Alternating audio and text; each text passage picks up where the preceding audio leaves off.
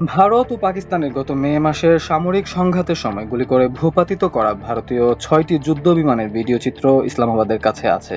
ভারতীয় বিমান ভূপাতিত করার ভিডিও পাকিস্তানের হাতে থাকার এই দাবি করেছেন দেশটির স্বরাষ্ট্রমন্ত্রী মোহসিন নাকভি।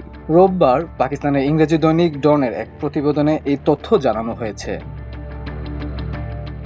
মোহসিক নাকভি বলেছেন, গত মে মাসে দুই দেশের সামরিক সংঘর্ষের সময় ভারতীয় বিমান বাহিনী ৬টি যুদ্ধ বিমান গুলি চালিয়ে ভূপাতিত করেছে পাকিস্তানের সামরিক বাহিনী। এসব বিমান ভূপাতিত করার ভিডিও ফুটেজ পাকিস্তানের কাছে আছে। গত মে মাসে ভারত অধিকৃত জম্মু কাশ্মীরের পেহেলগাম হামলার ঘটনায় প্রমাণ ছাড়াই পাকিস্তানকে দায়ী করে ভারত। তবে ইসলামাবাদ এই অভিযোগ অস্বীকার করে।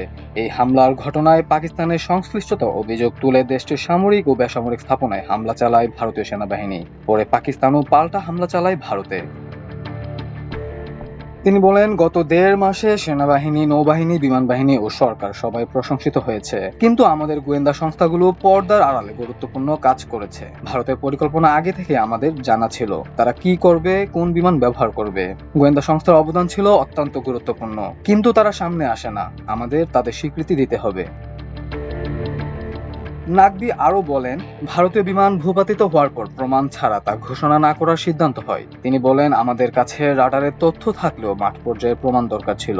কয়েক মিনিটের মধ্যেই আমরা সবকটি বিমান ভূপাতিত হওয়ার ভিডিও চিত্র পেয়ে যাই। আমাদের কাছে সেই ফুটেজ রয়েছে।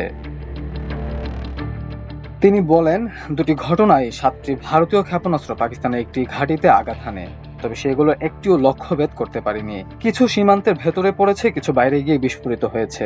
দেশটির এই স্বরাষ্ট্রমন্ত্রী বলেন, আমরা যখন পাল্টা ক্ষেপণাস্ত্র নিক্ষেপ করেছি তখন সেগুলো সামরিক স্থাপনা নিশানা করে। আমরা সর্বোচ্চ চেষ্টা করেছি যেন বেসামরিক ক্ষয়ক্ষতি না হয়। আমরা তাদের অন্যতম বৃহৎ জ্বালানি ডিপো ধ্বংস করেছি, তবে কোনো বেসামরিক হতাহত হয়নি। তখনই বুঝেছিলাম আল্লাহ আমাদের সাহায্য করছেন। তিনি আরো বলেন, রাওয়ালপিন্ডির কাছে নূর খান বিমান ঘাঁটিতে ভারতীয় ক্ষেপণাস্ত্র হামলা হলেও কোনো ক্ষয়ক্ষতি হয়নি। কেবল একটি ঘাঁটিতে ক্ষয়ক্ষতি হয়, যেখানে একজন বিমান বাহিনীর সদস্য নিহত হন। গত ৬-৭ মে রাতে পাকিস্তানে একাধিক বিমান হামলা চালায় ভারত। এই হামলায় দেশটিতে অন্তত ৪০ বেসামরিক নাগরিক নিহত হন। এক সপ্তাহ ধরে দুই দেশের মধ্যে পাল্টাপাল্টি ক্ষেপণাস্ত্র হামলা চলে। পরে যুক্তরাষ্ট্রের মধ্যস্থতায় যুদ্ধবিরতি ঘোষণা করা হয়। মাল্টিমিডিয়া ডেস্ক, আমার দেশ।